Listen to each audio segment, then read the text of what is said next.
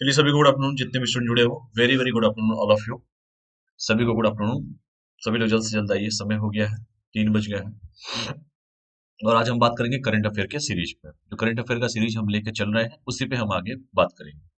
ठीक है, तो बात करते हैं फिर। और जैसे मैंने कहा कि पार्ट वाइज चलेगा ये। अभी सीरीज जो है वो पार्ट वाइज करके मैंने स्टार्ट किया है उसको। तो जितनी भी आगामी जो परीक्षाएं आपकी होने वाली हैं उन सभी के लिए महत्वपूर्ण होगा, क्योंकि बहुत सारे स्टेट में मेंस हो रहा है, यूपीएससी का भी मेंस हो रहा है, और भी कई जगह इंटरव्यू चल रहा है, प्रीलिम्स होने वाले पेपर्स के, तो सबके लिए इंपॉर्टेंट होगा। ठीक है, तो चलिए हम बात करते हैं, सीधे मुद्दे पे आते हैं करंट अफेयर के। तो उसके पहले थोड़ा अनअकैडमी के बारे में बता दूं। अनअकैडमी के बारे में सबको पता ही है कि इंडिया का लार्जेस्ट लर्निंग प्लेटफॉर्म है अनअकैडमी। यहाँ पे टॉप एजुकेटर हर फील्ड के मिलेंगे आपको। ठीक है, तो चलिए बात करते हैं कि latest crack UPSC CSC Hindi channel है, यूट्यूब का चैनल है अनअकैडमी का ही, और इस चैनल पे सभी का स्वागत है। ठीक है, crack UPSC CSC Hindi with us, जितने भी टॉप एजुकेटर हैं, चाहे क्वालिटी कंटेंट है, चाहे ग्रेट लर्निंग एक्सपीरियंस है, सब आपको मिलेगा। और ये अनअकैडमी का यूट्यूब का चैनल है, लेटेस्ट क्रैक। ठीक है, crack UPSC CSC Hindi channel. अगर सब्सक्रिप्शन के बारे में बात करूं, ठीक है, जल्द से जल्द आइए सभी लोग।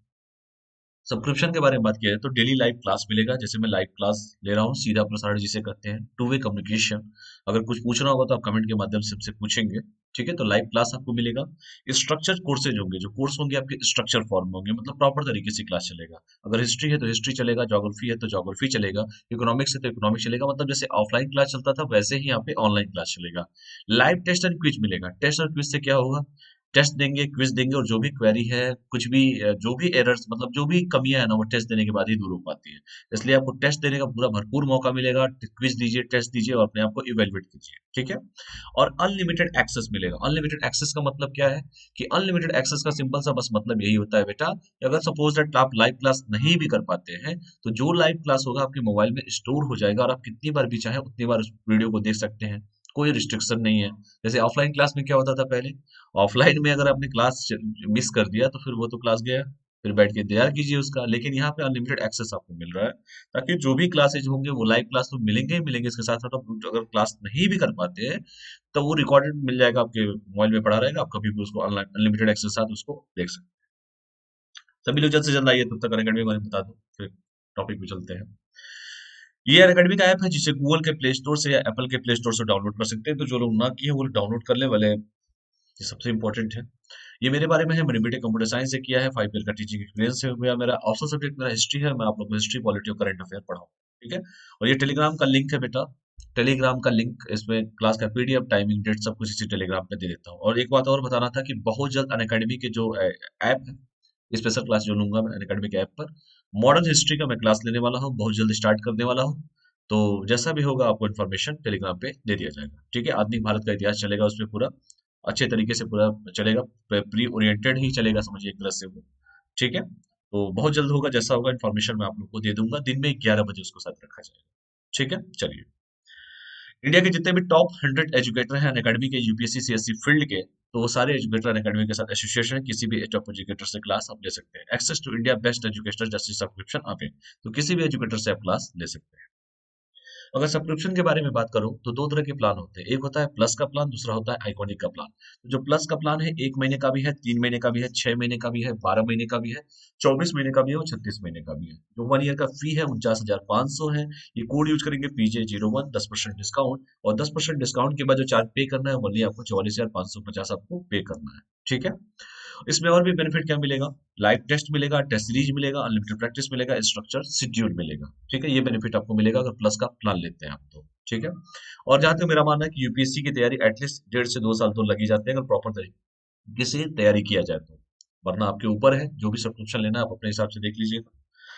दूसरा प्लान है आइकॉनिक का प्लान है। ये भी 1 ईयर का है, 2 ईयर का है, 3 ईयर का है। थोड़ा सा डिफरेंस है प्लस और आइकॉनिक में। इसका फी है 69,500 है। कोड यूज करेंगे PJ01, 10% डिस्काउंट, और 10% डिस्काउंट के बाद जो चार्ज पे करना है आपको 62,500 पे करना है, 550 पे करना है आपको। इसमें बेनिफिट ये मिलेगा कि ये प्लस वाले चारों फीचर्स तो मिलेंगे ही मिलेंगे, live class, test series, unlimited practice, structure schedule. इसके साथ आपको पर्सनल कोच मिलेंगे जो पर्सनली आपको गाइड मिले करेंगे। डेली मेंस क्वेश्चन प्रैक्टिस आपको मिलेगा। स्टडी प्लानर मिलेंगे आपको, और पर्सनली आपको फीडबैक दिया जाएगा। ठीक है, तो जिनको अगर आइकॉनिक चाहिए, जिसमें पर्सनल कोच की सुविधा है आपको दी जा रही है, पर्सनली आपको ट्रीट करेंगे, तो सारी सुविधाएं ये आइकॉनिक में आपको मिलेंगी। तो चाहे प्लस लीजिए, चाहे आइकॉनिक लीजिए, ये आपके ऊपर डिपेंड करता है। और भी देख लीजिए ऑप्शनल कोर्स के बारे में, सब्सक्रिप्शन के बारे में। ये भी 1 महीने का है, 6 महीने का है, 12 महीने का, 24 महीने का और 36 महीने का है। जो 1 ईयर का चार्ज है 27,500 है। कोड यूज करेंगे PJ01, 10% डिस्काउंट, और 10% डिस्काउंट के वजह चार्ज पे करना है 24,750 आपको पे करना है। ठीक है, तो इसको भी ध्यान से रख देखिएगा आप लोग। और देखिए आपको पता है ना, अनअकैडमी ने कॉम्बैट स्टार्ट किया है, ऑल ओवर इंडिया लेवल पे हो रहा है ये कॉम्बैट।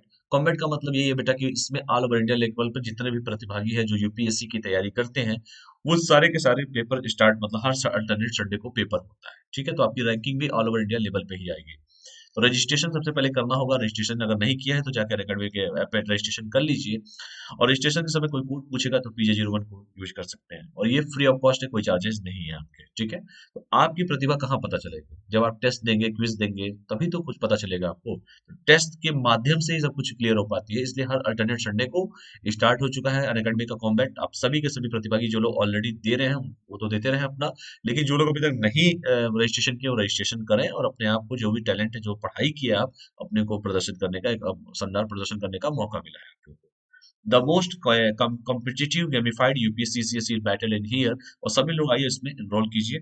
और अगला जो टेस्ट होगा, जैसे मैंने कहा कि इस महीने में 3 जनवरी को हुआ था, तो वो भी 17 तारीख को टेस्ट होगा। ठीक है, 3 जनवरी को हुआ था तो 10 को तो हाफ ही रहेगा, एक हफ्ते मतलब हर अल्टरनेट को हो रहा है, तो 10 को तो हाफ रहेगा। अब 17 तारीख को मे भी होगा पेपर, मे भी क्या है, 17 को ही होगा।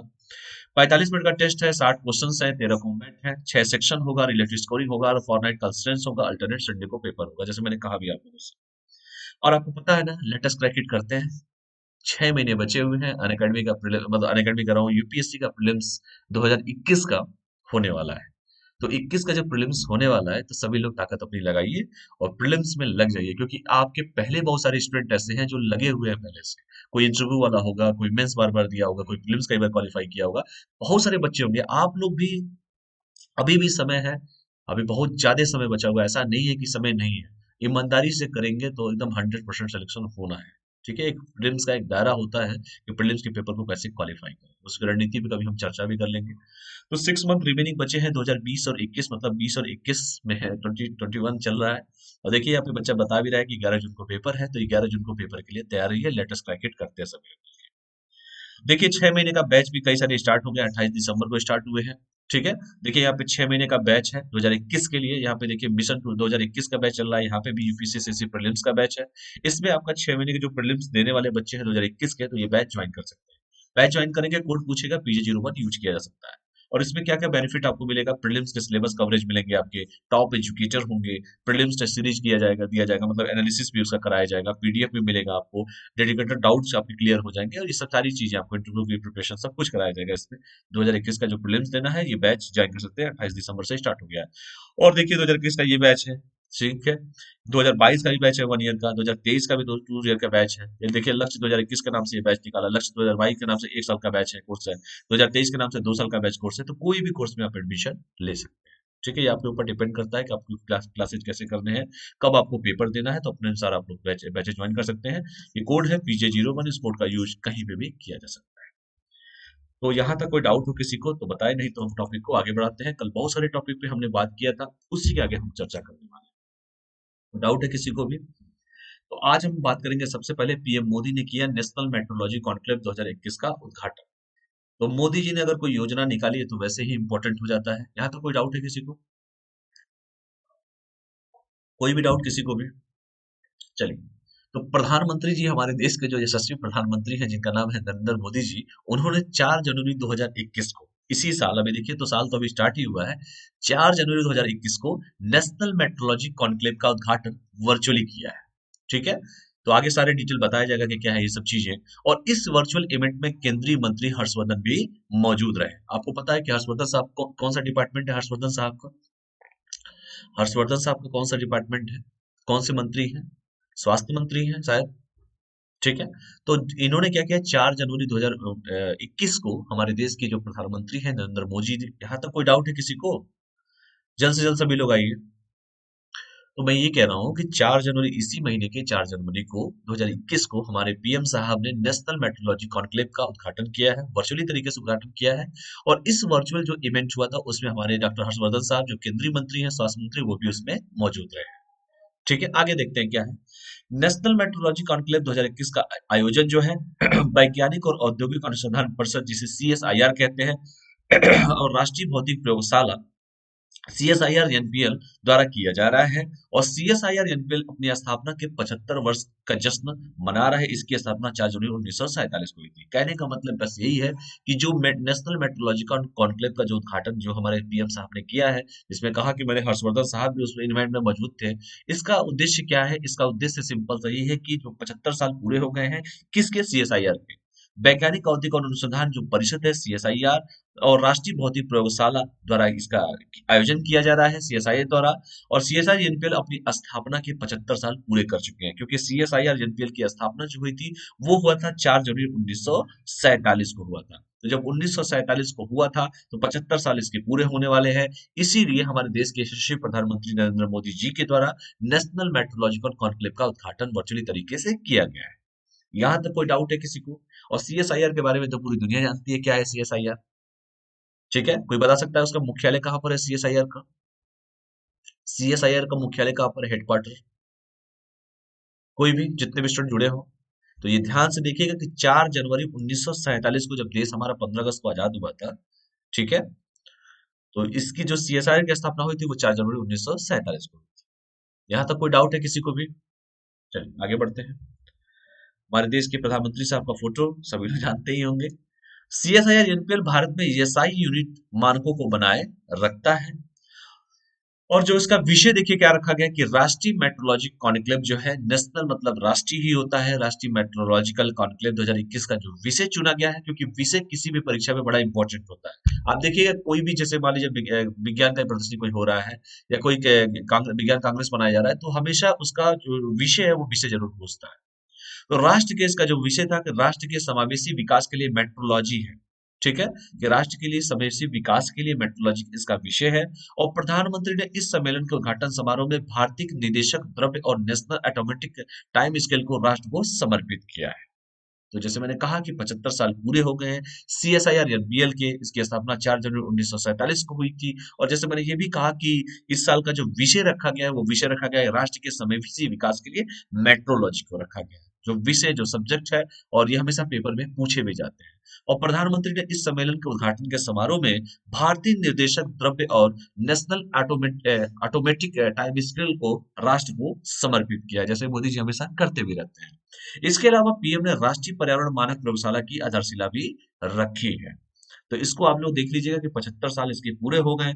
इसका विषय क्या था और मोदी जी ने किस किस चीजों को राष्ट्र को समर्पित किया। जैसे मैंने कहा कि भारतीय निदेशक द्रव्य को राष्ट्र को समर्पित किया। इसका साथ मैंने ये भी कहा कि राष्ट्रीय पर्यावरण मानक प्रयोगशाला की आधारशिला भी इन्होंने रखी है। तो जो जो इंपॉर्टेंट टर्म्स एंड जो चीजें हैं जो मोदी जी के द्वारा रखी गई हैं नेशनल मेट्रोलॉजिकल कॉन्क्लेव के उद्घाटन के इवेंट में, तो वो सारी चीजों को आप लोग देख सकते हैं, क्योंकि CSIR NPL के 75 साल पूरे हुए हैं, उसी की खुशी में सब चीजें की जा रही है।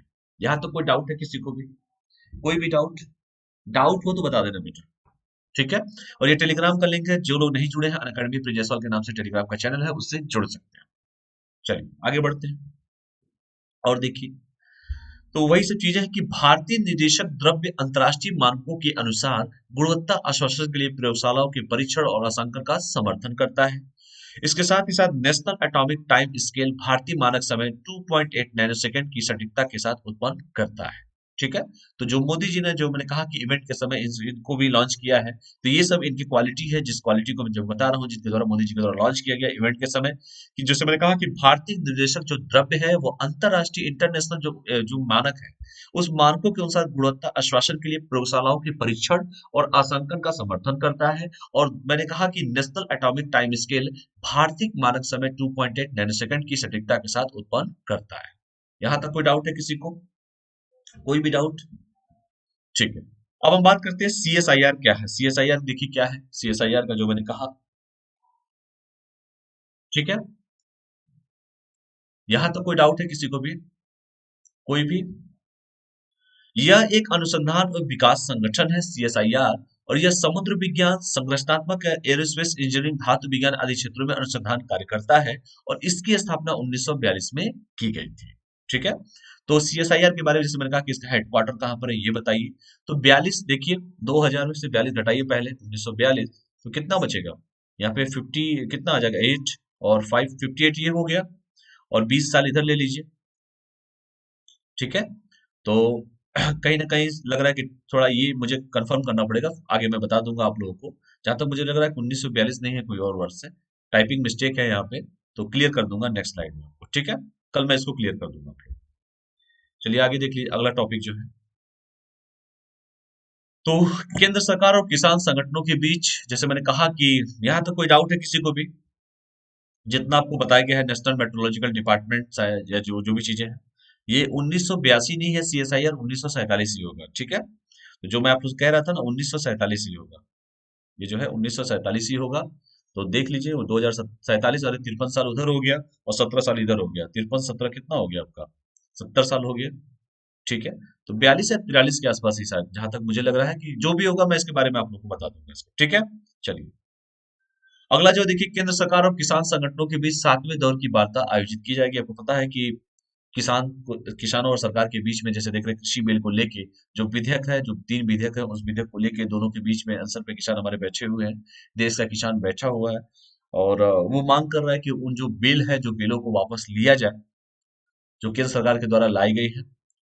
कई वार्ताएं हुई हैं, दौरे की वार्ताएं हुई हैं केंद्र सरकार और किसानों के बीच में, लेकिन सारी वार्ताएं अभी तक असफल ही रही हैं, मैं भी जहां तक कहा जा सकता है।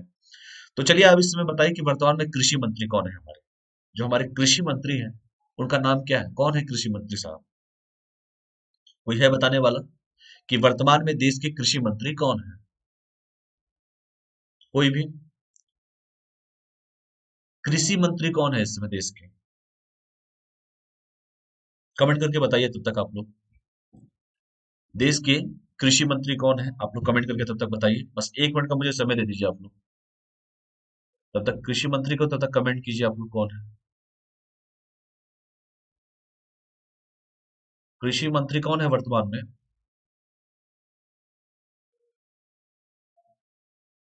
वर्तमान में देश के कृषि मंत्री कौन है,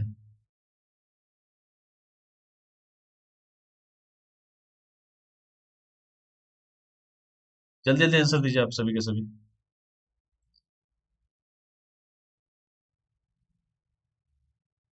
कृषि मंत्री कौन है इस समय,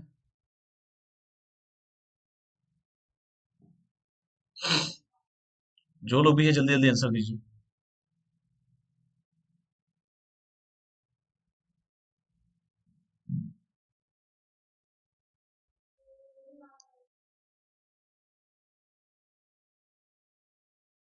जल्दी जल्दी आंसर दीजिए सभी के लोग। देखो बेटा, ये 1942 ही था। ठीक है, सीएसआईआर वाला जो मैं बताया था आपको 1942 ही है ये। ठीक है, ये सितंबर में हुआ था 1942 में ही। ठीक है, तो जो मैं कह रहा था ना कि ये स्थापना की गई थी 1942 से, बिल्कुल सही है, ये इसमें कोई डाउट नहीं है, 1942 ही है। ठीक है, इसको ध्यान दीजिएगा आप लोग। ठीक है, ये सब छोड़ दीजिए आप, 1942 में इसकी स्थापना हुई थी। बस ये जानिए कि सीएसआईआर जो है, जैसे मैंने कहा कि एक अनुसंधान और विकास संगठन है, और यह समुद्र विज्ञान, संरचनात्मक एरोस्पेस इंजीनियरिंग, धातु विज्ञान आदि क्षेत्रों में अनुसंधान कार्य करता है, और स्थापना इसकी 1942 में हुई थी।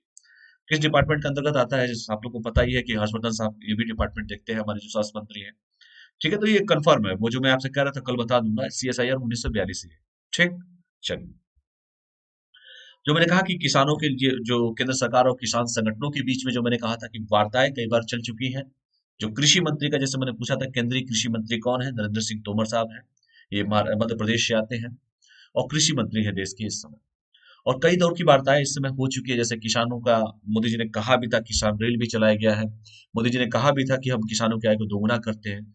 लेकिन सितंबर में कई सारे अधिनियम पारित किए गए हैं, किसानों को लगता है कि उनको इस एक्ट से नुकसान होगा, जो नियम कानून जो सरकार द्वारा लाए गए हैं कृषि कृषि बिल को लेके। और कई दौर की वार्ताएं चली भी हैं, वार्ताएं अभी तक कोई फाइनल रिजल्ट नहीं आया है, अभी भी देश का किसान अभी भी अनशन पे बैठा हुआ है।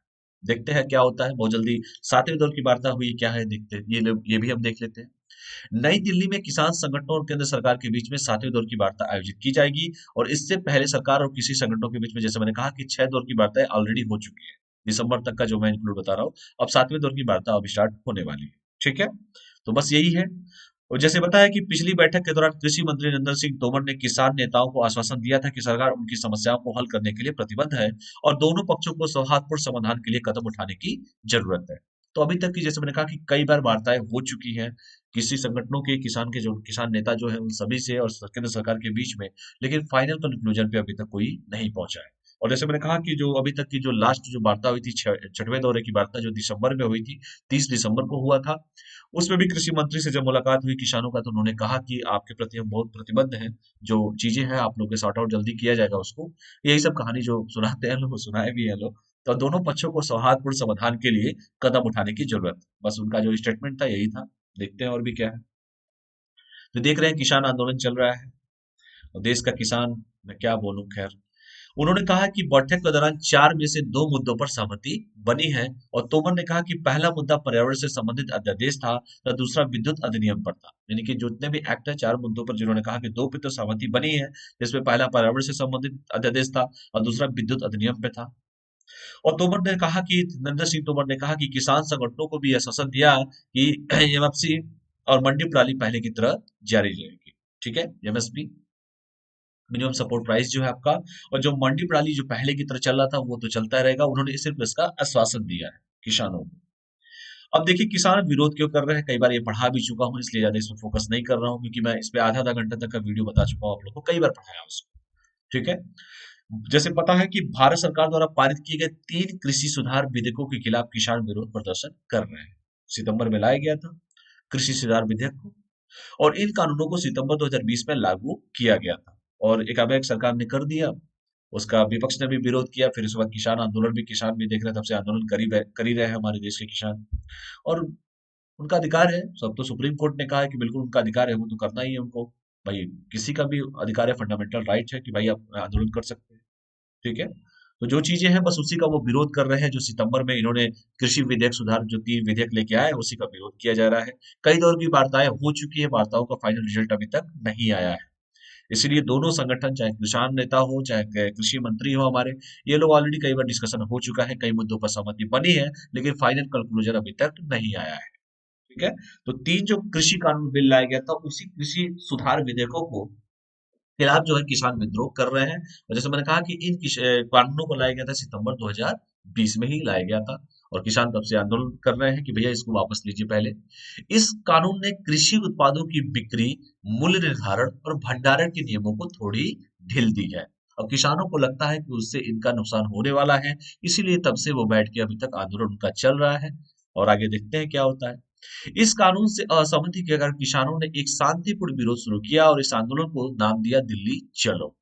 ठीक है, और इस विरोध प्रदर्शन का नेतृत्व अधिकांश पंजाबी और सिख किसान कर रहे हैं।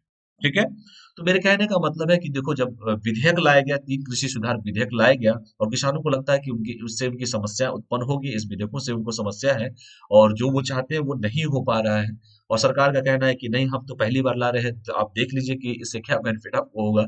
तो वो उसका विरोध कर रहे हैं, उनका अधिकार है विरोध करना, और कई दौर की वार्ताएं हुई है, अभी तक फाइनल कंक्लूजन नहीं आया है। सरकार तरह तरह के प्लान चला रही है, जैसे देख रहे हैं किसान रेल चल रहा है, किसानों की आय को दोगुना करने के लिए बार बार सरकार प्रेरित करती है कि 2022 तक हम किसानों की आय को दोगुना करेंगे। और इस ठंड की कड़क ठंड में आप देखिए कि देश का किसान क्या कर रहा है। खैर, इसके बारे में कई लेक्चर मैं ऑलरेडी पहले भी दे चुका हूँ, और इसका नाम दिया गया है, सबसे पहले किसानों ने शांतिपूर्ण आंदोलन किया था जिसका नाम दिया था दिल्ली चलो।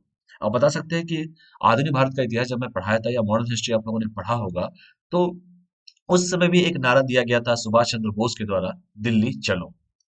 किसी को पता है जो नारा दिया गया था, दिल्ली चलो? और यहाँ पे भी किसानों के द्वारा नारा दिया गया है, दिल्ली चलो। ठीक है, क्योंकि दिल्ली जो है सेंटर ऑफ मास है, केंद्र बिंदु है, देश की राजनीति दिल्ली से ही क्लियर होती है। इसलिए किसानों ने भी निर्णय किया कि हम दिल्ली चलो का नारा देंगे, दिल्ली चलने का, और दिल्ली चले भी। आप देख रहे हैं जितने भी बॉर्डर्स हैं वहां पे क्या कर रहे हैं किसान, आप लोग भली भांति चीजों को समझ सकते हैं। और इसमें अधिकांश जो है पंजाबी और सिख किसान है, तो जाहिर सी बात है हरित क्रांति भी कहाँ हुई थी, थोड़ा आपको बता दीजिए। ठीक है, हरियाणा, पंजाब और पश्चिमी उत्तर प्रदेश में ही हुई थी। तो ये भी एक लॉजिकल अगर सोचना है तो सोचा जा सकता है। किसानों की चिंता क्या है, आखिर किसान क्यों चिंता है, ये सब तो चिंता है ही, तभी तो वो विद्रोह कर रहे हैं। किसानों को भय है कि नए कृषि बिल उनकी आजीविका के लिए खतरा है। तो अगर उनको लगता है कि उनकी आजीविका के लिए खतरा है, तो सरकार को भी चाहिए कि जो भी सही निर्णय हो वो सही निर्णय ले, जल्द से जल्द ले, कि इस कड़ाके की ठंड में देश का किसान अगर ऐसे रहेगा तो फिर कहीं ना कहीं एक गौरव की बात तो है नहीं, शर्म की बात है। देख लीजिए कड़ाके की ठंड में हमारे देश का किसान अगर ऐसा बैठा रहेगा तो फिर कैसे काम चलेगा। यही सब चीजें हैं। यहाँ तक कोई डाउट है किसी को भी? कोई भी डाउट? और बहुत जल्दी बेटा मैं अनअकैडमी के ऐप पर बहुत जल्दी मैं जो मॉडर्न हिस्ट्री का क्लास फिर से स्टार्ट करने वाला हूँ।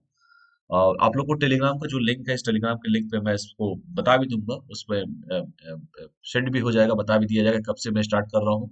मॉडर्न हिस्ट्री का एकदम बेसिक जीरो लेवल से लेके टॉप लेवल तक सारे high, zero to high level तक सारी पढ़ाई करेंगे उसमें, ठीक है। मॉडर्न हिस्ट्री का पूरा सिलेबस कवर करवाऊंगा, अनअकैडमी के ऐप पर चलवाऊंगा। दिन में 11 बजे टाइमिंग ये आप लोग ही बता दीजिएगा क्या टाइमिंग सुटेबल सही रहेगा। वैसे 11 बजे मान के चलिए कि 11 बजे होगा, ठीक है। तो हम बात करते हैं, अगला जो टॉपिक है विश्व ब्रेल दिवस 4 जनवरी के बारे में हम लोग बात करते हैं कि आखिर ये ब्रेल दिवस क्या है जो 4 जनवरी को मनाया जाता है। तो ब्रेल दिवस क्या है, क्यों इसको मनाया जाता है, क्या इसके मनाने के पीछे लॉजिक है, क्या कारण है, इसके बारे में हम लोग चर्चा करेंगे। तो आगे बढ़ा जाए फिर। यहाँ तक कोई डाउट है किसी को भी? सीएसआईआर वाला बेटा वो 1942 ही था, ठीक है। तो 100% श्योर रही कि वही था, ठीक है। यहाँ तक कोई डाउट है किसी को? चलिए, तो 4 जनवरी को याद रखिएगा कि विश्व ब्रेल दिवस के रूप में मनाया जाता है, और यह पहला ब्रेल दिवस है, ठीक है। और इसके लिए संयुक्त राष्ट्र महासभा ने 6 नवंबर 2018 को प्रस्ताव पारित किया था, ठीक है। तो ध्यान से इन चीजों को पढ़िएगा कि इस काल के जो 4 जनवरी है, उस 4 जनवरी को विश्व ब्रेल दिवस के रूप में तो मनाया जाता है। और जैसे मैंने कहा कि यह पहला ब्रेल दिवस है, इसके लिए संयुक्त राष्ट्र महासभा ने 6 नवंबर 2018 को एक प्रस्ताव पारित किया था। वो प्रस्ताव क्या था, इसके बनाने के क्या कारण है, इस पे हम लोग बात करते हैं। कि 4 जनवरी को ब्रेल दिवस मनाने का कारण यह है कि इस दिन ब्रेल लिपि के आविष्कारक लुईस ब्रेल का जन्म दिवस। Point be noted. इसके मनाने का मेन रीजन क्या है? इसका मनाने का मेन रीजन सिर्फ यही है कि ये जो लिपि, जो ब्रेल लिपि के आविष्कारक जो है, जिनका नाम है लुई ब्रेल, उन्हीं का जन्मदिन उस दिन पड़ता है, और इसीलिए ब्रेल दिवस मनाया जाता है, विश्व ब्रेल दिवस मनाया जाता है। इसके साथ ही साथ संयुक्त राष्ट्र के अनुसार विश्व भर में लगभग 39 मिलियन लोग देख नहीं सकते, जबकि 253 मिलियन लोगों में कोई ना कोई दृष्टि विकार है। और आप तो देख ही रहे हैं ना, आजकल मोबाइल पे लोग चिपके हुए हैं, हम दिन भर टेक्नोलॉजी पे लगे हुए हैं। तो ये जो समस्याएं हैं कहीं ना कहीं आने वाली जनरेशन के लिए घातक तो जरूर होगा ही होगा, क्योंकि जो ये सब टेक्नोलॉजी है अच्छा तो लगता ही है, लेकिन इसके प्लस भी है तो माइनस भी इफेक्ट है, ठीक है। तो 4 जनवरी का, जैसे मैंने कहा कि 4 जनवरी का जो दिन है वो बड़ा इंपॉर्टेंट दिन है, विश्व ब्रेल दिवस मनाया जाता है पूरे विश्व में। और किसके लिए मनाया जाता है? लुई ब्रेल जो साहब का जन्मदिन पड़ता है, उसीलिए ब्रेल साहब का जन्मदिन पड़ता है, इसीलिए मनाया जाता है। और जैसे मैंने कहा कि विश्व भर में लगभग 39 मिलियन लोग देख नहीं सकते हैं, बताइए 39 मिलियन। और 1 मिलियन में कितने लाख होते हैं, थोड़ा कमेंट करके बताइए तो हमें कि 1 मिलियन में कितने लाख होते हैं। 1 मिलियन कितने लाख के बराबर होता है? कमेंट कीजिए आप सभी के सभी, जितने भी स्टूडेंट हो, 1 मिलियन कितने लाख के बराबर होता है? कमेंट कीजिए प्लीज आप लोग, सभी लोग कमेंट कीजिए जितने भी स्टूडेंट जुड़े हो। तो मैंने कहा कि संयुक्त राष्ट्र महासभा ने 6 नवंबर 2018 को प्रस्ताव पारित किया था। और मैंने ये भी कहा कि जो जो लुईस ब्रेल साहब है, उनके जन्मदिन के अवसर पे इसे मनाया जाता है। और विश्व भर में जैसे मैंने कहा कि 39 मिलियन लोग देख नहीं सकते हैं, और जबकि 253 मिलियन लोगों में कोई ना कोई दृष्टि से संबंधित दृष्टि विकार कुछ ना कुछ दिखाई देता है। ये बहुत अच्छी चीज तो है नहीं जिसकी मैं तारीफ करूं। तो मोबाइल वोबाइल देखिए, थोड़ा दूर होकर देखा कीजिए, ठीक है। ब्रेल दिवस का उद्देश्य दृष्टिबाधित लोगों के अधिकार उन्हें प्रदान करना तथा ब्रेल लिपि को बढ़ावा देना है, ताकि उन चीजों को वो समझ सके, ठीक है। चलिए, तो इसका मेन उद्देश्य बस यही है, वर्ल्ड ब्रेल डे मनाया जाता है। और मेन उद्देश्य यही है कि जो हमारे जो दृष्टिबाधित लोग हैं, जो हमारे भाई को जो जिनको दिखाई नहीं देता है, उन सभी को ब्रेल लिपि को बढ़ावा देना है, ताकि उनको समझाया जा सके, उन चीजों को वो लोग समझ सके, उन्हें प्रदान करना है ब्रेल लिपि को, ठीक है। तो ये बड़ी इंपॉर्टेंट चीजें हैं, जो डेटा है मैंने बता ही दिया। लुइस ब्रेल के बारे में थोड़ा सा आप लोग पढ़ लीजिए कि इनका जो जन्म हुआ था साहब, उनका 4 जनवरी 1809 को हुआ था, फ्रांस के कुपवेरे में हुआ था। उन्हें दृष्टिबाधित लोगों के लिए ब्रेल लिपि का आविष्कार करने के लिए जाना जाता है। सोचिए कितने लोगों का ये भला करके गए हैं ये साहब। और इन्हीं के उपलक्ष्य में 4 जनवरी का दिन बड़ा इंपॉर्टेंट दिन है, इसीलिए विश्व ब्रेल दिवस मनाया जाता है। बताइए, जो अंधों का सहारा कहते हैं ना, एक माँ का लक्ष्य अंधों का सहारा, तो अंधों के सहारे ही है, जितने दृष्टिबाधित लोग हैं उनके लिए इन्होंने ब्रेल लिपि का आविष्कार करने में इन्होंने महत्वपूर्ण भूमिका निभाई थी। और बचपन में एक दुर्घटना का लुइस ब्रेल ने अपनी दोनों आंखों की रोशनी खो दी। सोच लीजिए। तो जो जुनूनी व्यक्ति होता है वो कुछ ना कुछ करता ही रहता है। 1821 में ब्रेल को फ्रांसीसी सेना के चार्ल्स बैवियर के सैन्य संचार प्रणाली के बारे में ज्ञात हुआ और इस प्रणाली में भी डॉट्स का उपयोग किया जाता था। परंतु चार्ल्स बैरियर का यह कोड काफी जटिल था। इसके बाद अपनी लिपि पर कार्य शुरू उन्होंने किया। फिर 1884 तक लुइस ब्रेल ने अपनी लिपि को लगभग तैयार कर लिया था। उस समय वो 15 वर्ष के थे और लुइस ब्रेल की लिपि काफी सरल थी, जिसको आम भाषा में जो दृष्टिवादी जो लोग हैं उन चीजों को समझ सकते थे। और ये देखिए, मैंने कहा ना कि जिसमें करने का जुनून होता है वो करके दिखा देता है। ठीक है। तो देखिए, सोचिए, जो आप हर लोग अपनी कमजोरियां गिनते हैं कि मेरी ये कमजोरियां हैं, मेरे ये हैं वो हैं, लेकिन सोचिए जिस व्यक्ति में दोनों आंखें ना हो और वह ऐसा काम कर दे आने वाली जनरेशन के लिए जो लोग दृष्टिबाधित हैं, तो हम क्यों ना उसको याद रखें। इसलिए 4 जनवरी का दिन बड़ा ऐतिहासिक दिन है। विश्व ब्रेल दिवस मनाया जाता है। ब्रेल लिपि के बारे में इन्होंने पूरी दुनिया को बताया। ठीक है। जिसकी दोनों आंखें नहीं है वो व्यक्ति बताइए इतना बड़ा काम कर सकता है। तो ऐसे ऐसे बहुत सारे लोग, एडिशन है, बहुत से लोग हैं। यही सब चलिए चीजें हैं, तो इसको ध्यान से आप लोग पढ़ लीजिएगा। बाकी इतना डिटेल तो खैर नहीं, लेकिन हाँ बस जान लीजिए कि ऐसी चीजें हुई थी। ठीक है। चलिए आगे बढ़ते हैं। अगला जो टॉपिक है आपका, जहां तक मुझे लग रहा है कि लास्ट टॉपिक ही होगा, क्योंकि मैंने कमिटमेंट भी आप लोगों से किया था कि अब टॉपिक बहुत छोटे छोटे बनाए जाएंगे। तो चलिए देखते हैं। कम्बम पनीर थैरची क्या है। अंगूर के लिए जीआई टैग की मांग की गई है, जिसका नाम ही ऐसा है, तो भाई इसको जीआई टैग दिया गया है। कम्बम पनीर जो नाम है, थ्रेटची जो जैसा नाम ही ऐसा है, अंगूर के लिए जीआई टैग की मांग की गई है। और जीआई टैग के बारे में तो ऑलरेडी आप लोग को बहुत बार बताया चुका हूं, जियोग्राफर जीआई टैग के बारे में चर्चा में क्यों है, थोड़ा सा हम लोग जान लेते हैं। पहली बात ये है कि ये तमिलनाडु के थेनी जिले के एक पंजीकृत किसान संगठन ने अंगूर की एक प्रजाति है। पहली बात तो ये जानो कि ये क्या है, एक अंगूर की प्रजाति है, जैसे मैंने कहा भी है कि अंगूर के लिए जीआई टैग की मांग की गई है। कम्बम पनीर द्रज्य नाम ही ऐसा है। तो सबसे पहले आप मुझे तमिलनाडु, जैसे मैंने पूछा है, तमिलनाडु के सीएम का नाम बताइए मुझे, और तमिलनाडु के इस समय वर्तमान में राज्यपाल कौन है, पहले आप लोग ये बताइए, फिर मैं आगे बढ़ता हूँ। बताइए, आंसर दीजिए सभी के सभी। तमिलनाडु के वर्तमान में सीएम कौन है और वहां के राज्यपाल कौन है? क्योंकि सीएम, चीफ मिनिस्टर, मुख्यमंत्री और राज्यपाल, जल्दी बताइए आप सबके सब।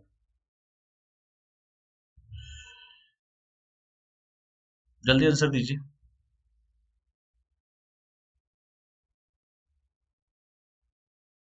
आंसर दीजिए सभी। तमिलनाडु के इस समय सीएम कौन है? क्योंकि हमारे देश के जो पूर्व राष्ट्रपति, missile man of India, doctor APJ Abdul Kalam भी तमिलनाडु से ही थे। ठीक है। इसकी राजधानी क्या है ये भी बताइए आप लोग मुझे। तमिलनाडु में लोग, मतलब मद्रास में, तमिलनाडु, चेन्नई जो भी है आपका, तो इस समय लोकसभा की कितनी सीटें हैं? अम्मा, जिसके बारे में जयललिता जी वही, वहां भी वहीं की रहने वाली थी। जल्दी जल्दी आंसर दीजिए सभी के सभी। तो जैसे मैंने कहा कि हाल ही में तमिलनाडु के थेनी जिले के एक पंजीकृत किसान संगठन ने अंगूर की प्रजाति जिसका नाम है कम्बम पनीर त्रचाई को भौगोलिक संकेतक मतलब जीआई टैग दिए जाने की मांग की है। किसने किया है? किसान संगठन ने। और ये क्या है सर? ये तमिलनाडु के थेनी जिले की, और ये क्या है? अंगूर की एक प्रजाति है जिसका नाम है कम्बम पनीर त्रचाई को भौगोलिक संकेतक दिए जाने की मांग की गई है। थोड़ा अंगूर के बारे में जानते हैं कि भैया कौन सा ऐसा अंगूर है जो खिला रहे अंगूर खट्टे हैं क्या? तो ये देखते हैं। यह अंगूर की एक प्रजाति है जिसका नाम है कम्बम पनित्रचाई, और इसकी प्रमुख विशेषता यह है कि इस अंगूर की खेती तमिलनाडु की कम्बम घाटी में वर्षता पर्यंत होती रहती है, मतलब सदियों से होती रही है। और इसकी सबसे महत्वपूर्ण, जैसे मैंने कहा कि इसकी खेती जो होती है वो तमिलनाडु की कम्बम घाटी में वर्ष पर्यंत होती रहती है लगातार। चूंकि ये अंगूर एक वर्ष में 2 मौसमों में उत्पादित होते हैं, इसीलिए उनकी उपज और उससे होने वाली आय उच्च है, रेवेन्यू ज्यादा जनरेट करेगी। इसलिए वहां के किसान संगठन ने इसकी मांग की है कि सर इसको जीआई टैग तो दीजिए। एक वर्ष में 2 बार, बताइए, मौसम, एक वर्ष में 2 मौसम में उत्पादित होते हैं ये, और इसीलिए जो इनकी उपज है और इससे होने वाली जो आय है वो काफी ज्यादा है।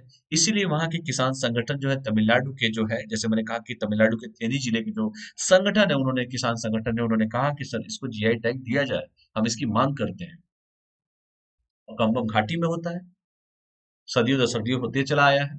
तो जाहिर सी बात है, अभी आपको मैंने बताया था शाही लीची को जीआई टैग दिया गया है, चाकहाओ को जीआई टैग दिया गया था, सब पढ़ा चुका हो ना।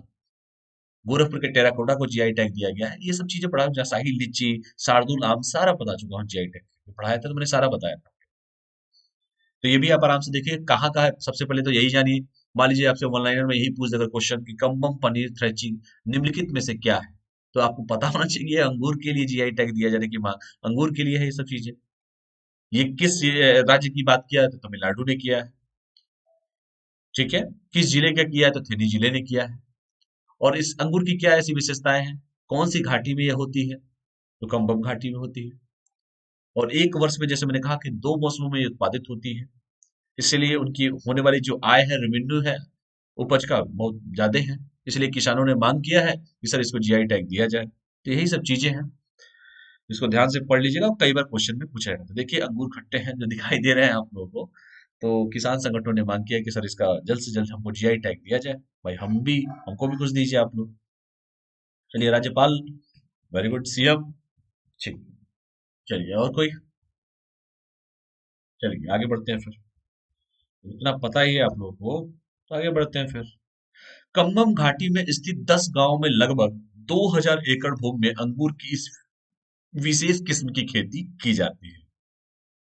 ठीक है, कि 10 गांवों में की जाती है। सामान्यतः अंगूर की खेती भारत के अन्य भागों में जनवरी से अप्रैल के दौरान होती है। और कंबन घाटी में उपजाए जाने वाले अंगूर जो होते हैं, जैसे पता ही है, वाइन होता है, चाहे शराब बनाना हो, चाहे स्पिरिट हो, जैम हो, डिब्बाबंद अंगूर का रस हो, और किशमिश बनाने के लिए उपयुक्त होता है। तो ये सब चीजें हैं। अब सोचिए कितना रेवेन्यू जनरेट ये करता होगा। और दो मौसमों में उत्पादित हो जाती है वहाँ पे कंबन घाटी में, पैसा भी ज्यादा अच्छा मिलता है किसानों को।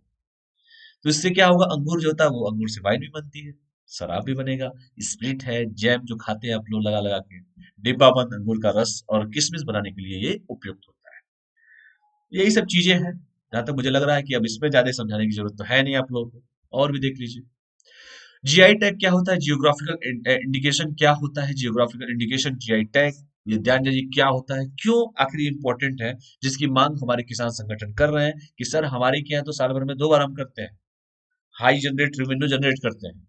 और इतने 2000 जैसे मैंने कहा कि एकड़ में इतनी ज्यादा उत्पादन करते हैं हम लोग, और इस अंगूर का इतनी बेनिफिट है सभी लोग जानते भी हैं। आखिर जीआई टैग मिल जाएगा तो उससे क्या हो जाएगा किसान, तो उससे यही होगा कि सर की भौगोलिक संकेतक या जियोग्राफिकल इंडिकेशन का इस्तेमाल ऐसे उत्पादों के लिए किया जाता है जिनका एक विशिष्ट भौगोलिक मूल क्षेत्र होता है। जैसे मैंने कहा ना, गोरखपुर के टेराकोटा को, मणिपुर के चाकहाव को, शार्दुल आम को, शाही लीची को, ये सबको जीआई टैग दिया गया। आखिर क्यों दिया गया, तो जब जीआई टैग दे दिया जाएगा तो उससे क्या हो जाएगा, आखिर जो जीआई टैग की जो लोग मांग कर रहे हैं, तो बस यही होता है कि जीआई जो टैग होता है किसी विशिष्ट भौगोलिक मूल क्षेत्र का होता है, और इन उत्पादों की विशिष्ट विशेषता या प्रतिष्ठा भी इसी मूल के क्षेत्र के कारण होती है। और जैसे मैंने कहा कि वहां के 10 इतने गांव के संगठन के लोग ये सब काम कर रहे हैं, उस पर्टिकुलर जगह पे वो काम कर रहे हैं, इसीलिए वो जीआई टैग की मांग भी कर रहे हैं। तो जैसे मैंने कहा कि उत्पादों की विशिष्ट विशेषता और प्रतिष्ठा भी इसी मूल क्षेत्र के कारण होती है। तो अब बताइए कम्बम पनीर फ्रैंचाइजी जो है, अगर ये चीजों के बारे में ये इंपॉर्टेंट है, उसकी विशेषता है, तभी तो वो जीआई टैग की मांग कर रहे हैं, इसीलिए वो लोग मांग भी कर रहे हैं। इस तरह का संबोधन उत्पाद की गुणवत्ता और विशेषता का आश्वासन देता है। और दूसरे शब्दों में अगर कहा जाए तो भौगोलिक चिन्ह या संकेतक का शाब्दिक अर्थ एक ऐसे चिन्ह से है, एक ऐसे संकेतक से है, जो वस्तुओं की पहचान, जैसे कृषि उत्पाद हो, प्राकृतिक वस्तुएं हो, या विनिर्मित वस्तुएं, एक देश के किसी स्थान या क्षेत्र विशेष में उत्पन्न होने के आधार पर करता है, जैसे हो ही रहा है वहां पे। और जहां उक्त वस्तुओं की दी गई गुणवत्ता, प्रतिष्ठा या अन्य कोई विशेषताएं इसके भौगोलिक उद्योग में अनिवार्यता योगदान देते हैं। तो यही कारण है कि जिससे जीआई टैग की मांग किया जा रहा है किसान संगठनों के द्वारा तमिलनाडु में। ठीक है, तो जीआई टैग किसी विशिष्ट उत्पाद की, मतलब वहां की विशिष्ट लोकल अगर चीजें हैं, अगर उसका ज्यादा प्रमोशंस है, भौगोलिक क्षेत्र का, जैसे मैंने कहा कि मूल क्षेत्र होता है, और इन उत्पादों की जो विशिष्ट विशेषता और प्रतिष्ठा भी इसी मूल क्षेत्र के कारण होती है। वरना कौन जानता कम्बम पनीर क्या है, फ्रेजी क्या है। तो ये अंगूर की एक प्रजाति है, जीआई टैग दिया है के लिए मांग किया जा रहा है, इसीलिए इसको जीआई टैग की मांग कर रहे हैं किसान संगठन। यहाँ तो कोई डाउट है किसी को भी? और कई बार, कम से कम 20 बार पढ़ा चुका हूँ इसको, मुझे नहीं लगता कि इस पे ज्यादा बात करने की जरूरत है। इस प्रकार जीआई टैग किसी उत्पाद की गुणवत्ता और उसकी अलग अलग पहचान का सबूत होता है। देखिए अंगूर खट्टे हैं, ये दो प्रकार के होते हैं। पहले प्रकार में वे भौगोलिक नाम है, जो उत्पाद के उद्भव के स्थान का नाम बताते हैं, जैसे सैंपेन है, दार्जिलिंग आदि है। दूसरे गैर भौगोलिक पारंपरिक नाम है जो ये बताते हैं कि एक उत्पाद किसी एक क्षेत्र विशेष से संबद्ध है, जैसे अल्फांसो, बासमती, रसगुल्ला। तो देख ही रहे हैं, रसगुल्ला पे भी बड़ा बवाल मचा था कि हमारा है, तो वो कहता था हमारा है। तो रसगुल्ला जो था, लास्ट में पता ही चल गया वो किसको मिला था। तो यही सब चीजें हैं। यहाँ तो कोई डाउट किसी को भी? कोई भी डाउट? तो वही सब चीजें हैं। और भी देख लीजिए कि जीआई टैग को औद्योगिक संपत्ति के संरक्षण के लिए पेरिस कन्वेंशन के तहत बौद्धिक संपदा अधिकारों के एक घटक के रूप में शामिल किया गया है। ठीक है। तो यही सब चीजें हैं कि जीआई टैग को औद्योगिक संपत्ति के संरक्षण के लिए पेरिस कन्वेंशन के तहत बौद्धिक संपदा अधिकारों के एक घटक के रूप में शामिल किया गया है। और किन किन वस्तुओं को दिया जाता है जीआई टैग, ये देख लीजिए।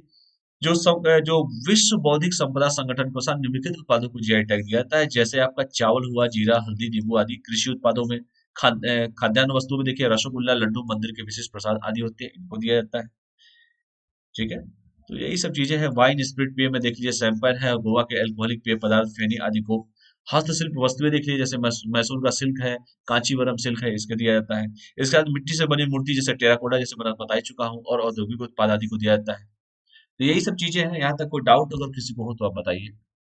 क्योंकि जीआई टैग क्या है, किस किस को दिया जाता है जीआई टैग, जैसे मैंने खाद्यान्न के लिए बताया, जैसे मैंने हस्तशिल्पित वस्तुओं के लिए मैंने हैंडीक्राफ्ट जिसे कहते हैं, जैसे मैंने कहा कि मैसूर सिल्क है या कांचीवरम सिल्क है, इसके लिए दिया गया है।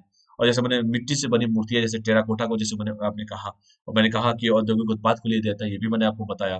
जैसे वाइन और स्पिरिट पेय में जैसे मैंने कहा कि शैंपेन और गोवा के अल्कोहलिक पेय पदार्थ फेनी आदि को दिया गया है।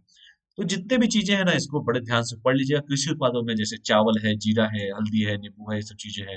या खाद्यान्न वस्तुओं में रसगुल्ला है, लड्डू है, मंदिर के विशेष प्रसाद आदि है। तो यही सब चीजें हैं, इसको पढ़ लीजिएगा। लाभ देखिए क्या होता है फाइनली। जीआई टैग किसी क्षेत्र में पाए जाने वाले उत्पादन को कानूनी संरक्षण प्रदान करता है। बस मेन मुद्दा तो यही है कि कानूनी संरक्षण भी उनको मिल जाता है। इसलिए किसान संगठन इसका मांग भी कर रहे हैं।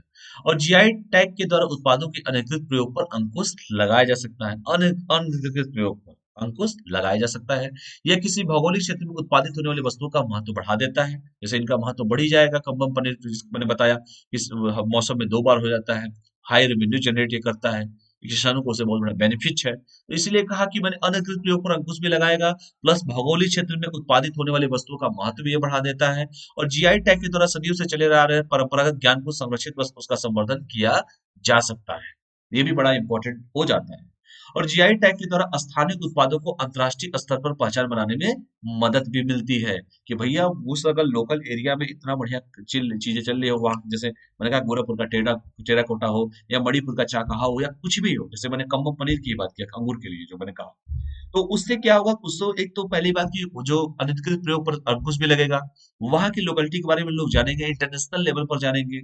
उत्पादित होने वाली वस्तुओं का महत्व भी बढ़ जाएगा। और जैसे मैंने कहा कि परंपरागत ज्ञान को संरक्षित व उसका संवर्धन भी किया जा सकता है, ये भी मैंने आपसे कहा। और आपसे कहा, मैंने क्या कहा कि स्थानीय उत्पादों को अंतरराष्ट्रीय स्तर पर, इंटरनेशनल लेवल पर पहचान बनाने में मदद मिलेगी। इसीलिए सभी लोग चाहते भी हैं, ये भी किसान संगठन भी चाहते हैं कि जल्द से जल्द कम्बो ट्रैची को जीआई टैग दिया जाए। यहाँ तो कोई डाउट किसी को भी? कोई भी डाउट? डाउट हो तो बता दीजिए आप सभी के सभी। कोई डाउट है किसी को?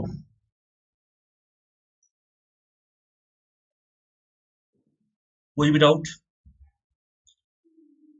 और तो और देखिए, इसके द्वारा टूरिज्म और निर्यात को बढ़ावा देने में मदद मिलती है। ये भी ध्यान से पढ़ लीजिएगा। भारत और विश्व में भौगोलिक संकट से जुड़े कानून देख लीजिए क्या क्या है। ट्रिप्स के बारे में शायद आप लोगों ने पढ़ा भी होगा। ठीक है। तो अंतरराष्ट्रीय स्तर पर, इंटरनेशनल लेवल पर भौगोलिक संकेतक जियोग्राफिकल इंडिकेशन का विनियमन विश्व व्यापार संगठन के बौद्धिक संपदा अधिकारों के व्यापार संबंधी पहलुओं, जिसे ट्रिप्स पर समझौते के तहत किया जाता है। ट्रिप्स का जो समझौता होता है उसके लिए किया जाता है। और राष्ट्रीय स्तर पर यह कार्य वस्तुओं का भौगोलिक सूचक पंजीकरण और संरक्षण अधिनियम 1999 के तहत किया जाता है, जिन्हें सितंबर 2003 से लागू किया गया था। तो इसको ध्यान से आप लोग पढ़ लीजिएगा, कई बार पेपर में पूछा है, यूपीएससी में भी लगातार इससे क्वेश्चन पूछे गए।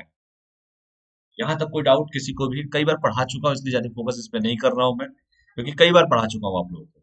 ठीक है। तो कौन सा एक्ट है, तो उसको ध्यान से पढ़ लीजिएगा। 1999 का एक्ट है, उसे 2003 से ये लागू किया गया था। तो इसको देख लीजिएगा। यहाँ तक कोई डाउट किसी को हो तो कमेंट करिए आप लोग। कोई भी डाउट किसी को भी हो? कोई डाउट है किसी को? डाउट हो तो बताइए, वरना आगे बढ़ा जाए।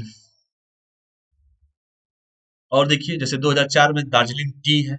दार्जिलिंग जान कहाँ पर है दार्जिलिंग, थोड़ा ये कमेंट करके बताना मुझे। दार्जिलिंग है कहाँ पर, किस स्टेट में पड़ता है दार्जिलिंग? दार्जिलिंग तो जानते होंगे ना आप लोग, दार्जिलिंग किस स्टेट में पड़ता है बताइए, कौन से स्टेट में पड़ता है दार्जिलिंग? जिसको जीआई टैग प्रदान करने वाला पहला भारतीय उत्पाद बना था दार्जिलिंग टी 2004 में, क्योंकि 2003 में तो देखिए एक्ट 99 में आया था। 2003 सितंबर से ये काम करना चालू किया, और काम करते ही सबसे पहला जो मिला वो 2004 में दार्जिलिंग टी को दिया गया। दार्जिलिंग का जो चाय पत्ती होता है, जो चाय होता है, उसको जीआई टैग प्रदान करने वाला पहला भारतीय उत्पाद बना था। दार्जिलिंग कहाँ पर है, किस स्टेट में पड़ता है, ये बता दीजिए। हिल स्टेशन है शायद। जल्दी जल्दी कमेंट कीजिए सभी लोग, जितने भी स्टूडेंट हैं कमेंट कीजिए आप सभी के सभी। तो दार्जिलिंग टी जो है जीआई टैग प्राप्त करने वाला पहला भारतीय उत्पाद बना था। गौरतलब है कि भौगोलिक संकेतक का पंजीकरण, हाँ, बिल्कुल वेस्ट बंगाल में है। वेस्ट बंगाल की सीएम कौन है? वेस्ट बंगाल, पश्चिमी बंगाल। वेस्ट मतलब पश्चिम में तो होता है, पूर्वी बंगाल को बांग्लादेश कहते हैं। क्यों? चलिए, तो वर्ष 2004 में उत्पादित जो था दार्जिलिंग टी वो जीआई टैग प्राप्त करने वाला पहला भारतीय उत्पाद बना था। जैसे मैंने कहा कि 2003 में 1999 का एक्ट आया था, और जब एक्ट आया था जिसे भौगोलिक सूचक पंजीकरण और संरक्षण अधिनियम 1999 के तहत जो मैंने कहा, और 2003 से इसे लागू किया गया था भारत में। और जब लागू किया तो पहला जिसको मिला है वो जीआई टैग मिला है आपके दार्जिलिंग टी को मिला था। और मतलब भारतीय उत्पाद भी बना था इससे। और जब दार्जिलिंग जो है हिल स्टेशन भी है। और भौगोलिक संकेतक का पंजीकरण 10 वर्ष के लिए ही मान्य होता है, और उसके बाद पुनः उसका रिन्यू कराया जा सकता है, नवीनीकरण कराया जा सकता है। मुझे लगता है कि आप लोग को ये सब चीजें समझ में आई होंगी। तो आज के जितने भी टॉपिक थे, ठीक है, कम्बम से रिलेटेड, चाहे किसानों के सम्मेलन से रिलेटेड हो, ठीक है, चाहे मेट्रोलॉजिकल जो बताया मैंने वो भी नेशनल मेट्रोलॉजिकल वो हो, ये जितनी भी चीज जो आपको करंट अफेयर पढ़ाया गया है काफी इंपॉर्टेंट है। और आने वाले समय में और अच्छे से अच्छे जितने भी आप लोगों को बताया जा सके वो बताया जाएगा। मैंने वीडियो को बहुत छोटा करके ही आज बनाया था मैंने। और किसी को कोई कमेंट अगर पूछना हो, कुछ कहना हो, तो आप हमको टेलीग्राम पे भी फॉलो कर सकते हैं, अनअकैडमी प्रिंस जसवाल के नाम से। ठीक है, मेरे नाम के आगे अनअकैडमी लगा लीजिएगा। जो भी क्वेश्चंस पूछे जाते हैं बेटा, मैं बार बार कहता हूँ कि जैसे तमिलनाडु मैंने पढ़ा है, मान लीजिए वहाँ का जीआई टैग बताया, तो जीआई टैग के बारे में मैंने आपको बताया, कब एक्ट आया ये बताया, कब इसे लागू किया गया ये भी बताया गया था, पहला उत्पाद किसको था वो ये भी मैंने आपको बताया। और तमिलनाडु के बारे में जैसे मैंने कहा, तेची जिला जो है आपका वहाँ का, वहाँ के किसान संगठन कर रहे हैं कि भैया हमको जीआई टैग दीजिए, प्रदान किया जाए। तो आपका काम ये है कि जितने भी टेराकोटा कहाँ का है, टेराकोटा होता क्या है, क्यों उसको जीआई टैग दिया गया था, या मणिपुर के चाकाहो है, या शाही लीची है, शार्दुल आम है, सब पढ़ा चुका हूँ आप लोग। तो कम से कम एक लिस्ट बना के आप लोग रखिए उसको। और जो भी क्वेश्चंस होते हैं घुमा फिरा के इधर से ही क्वेश्चन आते हैं, कोई भी चीजें होंगी। तो ये अनअकैडमी का ऐप है, अगर आपको अनअकैडमी का जैसे मैंने कहा कि टेलीग्राम का लिंक है, इसको फॉलो कीजिए, आपको पीडीएफ इसका मिल जाएगा। और आगामी जो भी क्लासेज होंगे, जैसे मैंने कहा था कि स्पेशल क्लास बहुत जल्दी मैं लेने वाला हूँ, मॉडर्न हिस्ट्री का चालू करूंगा मैं, स्पेशल क्लास अनअकैडमी के ऐप पर होगा। टाइमिंग आपको 11 बजे दिन में ही में भी जहाँ तक है रखा जाएगा। तो आपका काम ये है कि ईमानदारी के साथ आप लोग पढ़ाई करते रहिए, जितने भी स्टूडेंट हैं सभी लोग ईमानदारी के साथ पढ़ते रहिए। पेपर आपको पता है कि बहुत सारी परीक्षाओं का मेंस चल रहा है, कई जगह इंटरव्यू चल रहा है, कई जगह प्रीलिम्स होने वाले हैं बहुत सारे पेपर्स के, तो आप लोग एकदम बेहिचक आराम से लगे रहिए आप, ठीक है। और ये टेलीग्राम का लिंक जैसे मैंने दे दिया आप लोग को, ये कोड है PG01, इस कोड का यूज करके 10% सब्सक्रिप्शन पे बचा भी सकते हैं। और कोई क्वेरी हो तो आप हमें अनअकैडमी, ये जो टेलीग्राम का लिंक है इस पे आप मैसेज भी पर्सनली कर सकते हैं, कोई दिक्कत नहीं, ठीक है। और बाकी हाँ, जब होगा मॉडर्न का स्टार्ट होगा अनअकैडमी के ऐप पर, तो मैं आप लोग को इन्फॉर्म कर दूंगा इस पे, ठीक। यहाँ तक कोई डाउट किसी को भी? चलिए, तो आज के लिए बस इतना ही रखते हैं, तब तक के लिए आप लोग पढ़ाई करिए, चैनल को लाइक जरूर कीजिए, और एक बात और, अपने कमेंट को जरूर दीजिए, कैसा आपको वीडियो आज का लगा, मतलब क्लासेस कैसे लग रहे हैं आपके। और चैनल को लाइक कीजिए, शेयर कीजिए, और सब्सक्राइब कीजिए। और भी कोई क्वेरी हो तो आप हमसे पूछ सकते हैं। तो फिर कल मिलते हैं एक नए एपिसोड के साथ, तब तक आप लोग पढ़ाई कीजिए, स्वस्थ रहिए, मस्त रहिए, पढ़ते रहिए। बहुत बहुत धन्यवाद, थैंक्स फॉर वॉचिंग। और क्लास को मैं यहीं पे ऑफ करता हूँ, ठीक है। तो चलिए कल फिर मिलते हैं आप लोगों से, तब तक के लिए बहुत बहुत धन्यवाद, thank you all of you, thank you.